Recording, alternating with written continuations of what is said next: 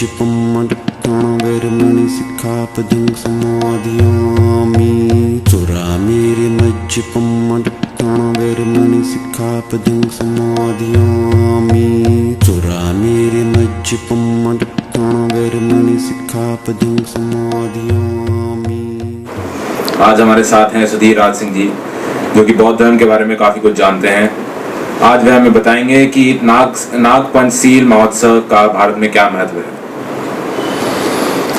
देखिए, नाग पंचशील महोत्सव जैसा कि नाम से ही पता चलता है, नाग पंचशील और उसका उत्सव, ये भारत का बहुत ही प्राचीन और पुराना, बुद्ध के बाद का जन्मा, अपने आप स्वतः निर्मित है, अपने आप ही बना ये उत्सव है। इसके जो चिन्ह मिलते हैं बनारस में, इसके चिन्ह अभी भी हैं। बनारस जिसको हम काशी बोलते हैं या जिसको वाराणसी बोलते हैं, वहाँ एक कुआं है जो अभी बचा हुआ है और वहाँ लोग इकट्ठे होते हैं और नाग पंचशील महोत्सव मनाते हैं। इसको नाग पंचमी के नाम से भी जानते हैं। 2018 में ये 15 अगस्त को पड़ रहा है। अब ये है क्या, सावन के महीने में क्यों आता है, सावन के महीने की क्या महत्ता है, ये एक बड़ा महत्वपूर्ण प्रश्न है जो बौद्धों के इतिहास इससे भरे पड़े हैं। भारत के प्राचीन इतिहास, पाली के इतिहास, पुराने इतिहास इससे भरे पड़े हैं। क्योंकि सम्यक मन, सम्यक माने सही मन, और सम्यक मन से सम्मन बना, और सम्मन से सावन बना, और सावन से श्रावण बना। तो इस महीने में खास बात है कि बारिश ज्यादा होती है, क्योंकि बौद्धों का जो इतिहास है और भारत में भी जो बरस बोलते हैं कि कितने बरस के आप हो गए, इसका मतलब है कितने वर्षावास के आप हो गए। बरस का मतलब जैसे कहते हैं हम पानी बरसा, तो जितनी बार पानी बरसता है साल में, उतनी बरस का हम उसे मानते हैं। तो वर्षा से या वर्षावास से ही बरस या ईयर बने हुए हैं, जिनको हम साल बोलते हैं, साल दर साल बोलते हैं, ये इससे बने हुए हैं। तो सावन के महीने में चूंकि वर्षावास आरंभ होता है और सावन के महीने में बारिश ज्यादा होती है, तो लोग अपने काम काज ज्यादा नहीं कर पाते, क्योंकि पुराने समय में सड़कें नहीं थी, पुराने समय में ऐसी ईंटें नहीं थी, तो पुराने समय में गारे और मिट्टी हुआ करते थे। तो लोग अपने अपने घरों में रहते थे, और भिक्षु तो आप जानते हैं वर्षावास में 3-4 महीने तक वर्षावास में रहते हैं, उसके बाद वो निकलते हैं। तो लोग अपने मन को सम्यक बनाने के लिए पंचशील की सामूहिक प्रैक्टिस करते थे। सामूहिक रूप से जितने बच्चे, औरतें, बड़े बूढ़े होते थे, वो अपने अपने जगह पे, स्थान पे सामूहिक रूप से पंचशील का ग्रहण करते थे। और पंचशील का, क्योंकि उनके पास समय होता था, तो विपश्यना करते थे। और पंचशील के नियम सावन में सबसे ज्यादा माने जाते हैं। क्यों माने जाते हैं? क्योंकि इस महीने में मांस खाना बिल्कुल मना है, जो कि पंचशील का एक सिद्धांत है। इस महीने में व्यभिचार करना मना है, जैसा कि व्यवहार में आता है। इस महीने के अंदर सुरापान करना मना है, तो सुरापान आज भी नहीं करते लोग। ये उस प्राचीन पद्धति के ही अवशेष बचे हुए हैं, जिनसे ये प्रूव होता है और ये सिद्ध होता है बार बार कि सम्यक मन, सम्मन, सामन या सावन या श्रावण, ये हमारी वर्षावास की, वर्षा की जो एक पद्धति महीने से चली आ रही है, ये सारी वो है। अब इसको नाग या नाग को सर्प कैसे बना दिया, ये एक बड़ी मजेदार सी कहानी है। नाग, भारत में सब जानते हैं कि नाग एक जाति है, और नाग जो बनी है जाति, ये जाति वो जाति है जिसने, जब भगवान बुद्ध अपने ज्ञान प्राप्ति के 5वें सप्ताह में थे, तो 5वें सप्ताह में एक बहुत ज्यादा घनघोर बारिश आई और ऐसा तूफान आया, आदित्य तूफान। उससे मुचलिंद नाम के जो नाग जाति के राजा थे, उन्होंने उनको शेल्टर दी, उनके लिए वहां छत्र छाया बनाई, घर बनाया। और जब एक हफ्ते के बाद जब वो बारिश थम गई, तो राजाओं ने, जो मुचलिंद राजा थे, नागों के राजा थे, उन्होंने उनका धन्यवाद किया। भारत में प्राचीन जाति जितनी भी है, प्राचीन जो लोग हैं मूल निवासी, उनको नाग बोलते हैं। 12 तरह के नाग राजा बताए जाते हैं, जो कि इतिहास में मिल जाते हैं। ये जो नाग लोग, नाग जो राजा थे, इनके नाग राजा या नाग लोग, या जैसे एक अनंत नाग करके जगह है, वहां इतने नाग थे कि वहां के जगह का नाम अनंतनाग पड़ा, वहां के राजा थे, उनको बोलते भी अनंत नाग ही थे। तो नागमणि, जैसे नागमणि कोई शब्द नहीं है, नागमुनि है, क्योंकि पाली पद्धति में जो भगवान बुद्ध हैं, उनके जो ऊपर के जानकार होते हैं, उनको मुनि भी बोलते हैं। भगवान बुद्ध को स्वयं भी मुनि बोलते थे, इसलिए नाग मुनि, नागों में जो सबसे ज्यादा जानकार, विपश्यना करने वाले और जो अरहत लोग होते थे, उनको नाग मुनि बोलते थे। जो नागमणि पड़ा, नाग देवता भी होते हैं, नागार्जुन, नागालैंड पूरी जगह है, नागपुत है, नागलोई, नागपुर, नागसेन, नाग पंचशील, ये जितने भी नाग से आगे पीछे जो नाम स्टार्ट होते हैं, ये सारे के सारे पाली के जाति के प्रमुख वो लोग हैं मगर नाग को सांप बना दिया और सांप बना के कहा गया है कि इसको दूध पिलाया जाए, जबकि साइंटिस्ट आज के बताते हैं कि किसी भी रेप्टाइल को, किसी भी रपटने वाले जानवर को या सांप को अगर आप दूध पिलाएंगे तो उसके अंदर वो एंजाइम नहीं होता, और वो सांप अगर दूध पिएगा तो या रेप्टाइल दूध पिएगा तो वो मर जाएगा। इसलिए सांप कभी दूध नहीं पीते। और सांप कभी भी किसी भी हालत में पूज्य नहीं हो सकते, क्योंकि वो विषधर होते हैं। विषधर किस लिए होते हैं? क्योंकि जो सील वाले लोग होते हैं, जो सील का पालन करते हैं, उनको सीलधर बोलते हैं, और जो विशील लोग होते हैं उनको विषधर बोलते हैं। इसको सैलमत भी बोलते हैं, सीलमत भी बोलते हैं, जो पंचशील वाले होते हैं। पंचशील अपनाएगा उसको सीलमत या पंचशीलमत या सीलवान बोलेंगे, और जो सील नहीं अपनाता उसको विशील बोलते हैं या विशैल बोलते हैं या विशीला बोलते हैं। ये बाद में जाके संस्कृत में विशैला भी हो गया, यानी कि ये सील नहीं अपनाता इसलिए ये विशैला है, उसको जहर भी बोलते हैं। तो नाग जाति एक प्रमुख जाति रही भारत की, और इसमें पाली के अंदर जो सर्प होता है, सांप होता है, उसको सप्प बोलते हैं या स्नेक बोलते हैं। तो नाग को हाथी का बच्चा भी बोलते हैं पुरानी भाषा में, इसलिए नाग यहाँ के लोग हैं। नाग पंचमी उनका अपना उत्सव है।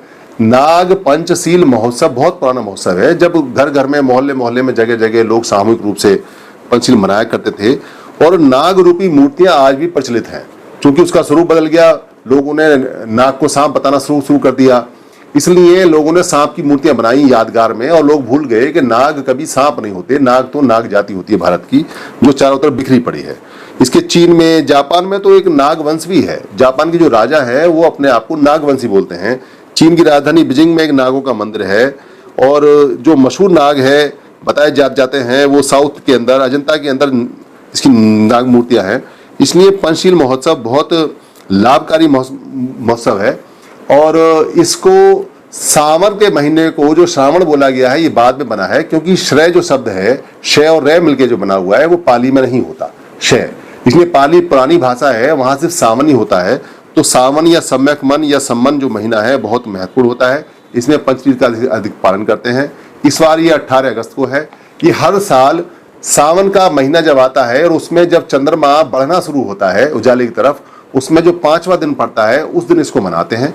तब सावन का महीना भी पीक पे होता है, बारिश भी पीक पे होती है, और पंचशील का उत्सव भी पीक पे होता है। इसको मनाने का बड़ा अच्छा तरीका है।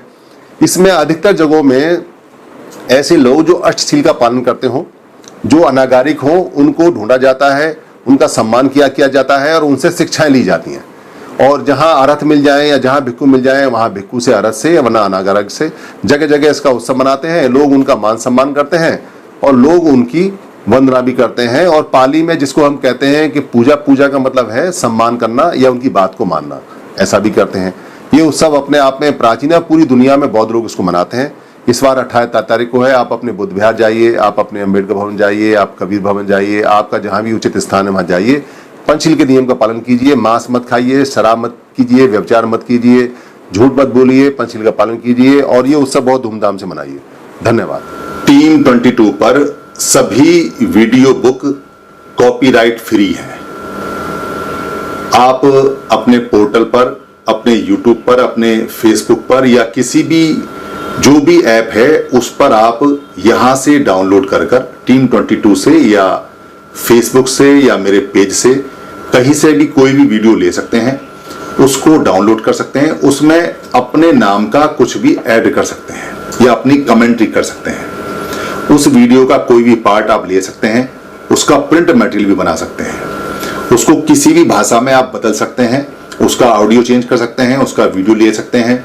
आप जैसे भी चाहें टीम 22 की किसी भी वीडियो का या सारी वीडियो का इस्तेमाल कर सकते हैं। ये हमेशा कॉपीराइट फ्री थी और हमेशा कॉपीराइट फ्री रहेंगी। हमारा सिर्फ इतना काम होता है कि महापुरुषों की जो बातें हैं उन बातों को हम सरल भाषा में, आम भाषा में आप तक पहुंचा देते हैं। अब आगे आपका काम है कि आप अपनी भाषा में बदल के या ऐसा का ऐसा शेयर करके या इसको आगे भेजकर या इसका लिंक भेजकर या इसमें से कोई भाषा बदलकर या इसको प्रिंट कर या इसको लोड कर या डाउनलोड कर या इसको टीवी में बच्चों को दिखाकर या किसी को गिफ्ट कर जैसे भी चाहे वैसे इसको आगे पहुंचाएं। धम्म की सेवा सबसे बड़ी सेवा है, क्योंकि धम्म दान, धम्म को देना सभी देने में, यानी जितना भी हम किसी को देते हैं, दान देते हैं, उनमें सबसे बड़ा माना जाता है।